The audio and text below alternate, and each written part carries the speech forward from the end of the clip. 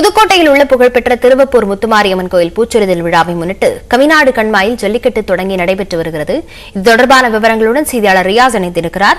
ரிவாஸ், இந்த ஜல்லிக்கட்டு போட்டிக்காக என்னென்ன ஏற்பாடுகள் அங்கு செய்யப்பட்டிருக்கிறது?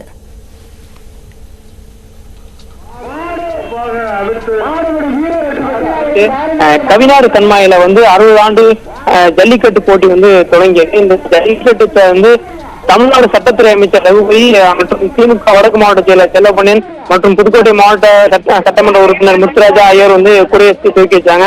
இதுக்கு முன்னதாக உறுதிமொழியை ஆர்டிஓ முருகேசன் மற்றும் மாவட்ட உரையாளர் செல்வி அறிவு படிச்சாங்க. மேலும் இந்த போட்டியில் தமிழ்நாட்டில இருந்து பல்வேறு பகுதியிலிருந்து அழைத்து வரப்பட்ட 963 காளைகளும் 250 காளைகளும் பங்கேற்றிருக்காங்க. இந்த ஜல்லிக்கட்டுல பங்கேற்கும் வீரர்களுக்கு மற்றும் மாடுகளுக்கு வெற்றி பெற்ற காளைகள் மற்றும் மாடுகளுக்கு பீரோ மற்றும் கட்டில், சில்வர் பாத்திரம் என பல்வேறு விதமான பரிசு பொருட்கள் ஜல்லிக்கட்டு கமிட்டி சார்பாக வழங்கப்பட்டு வருது.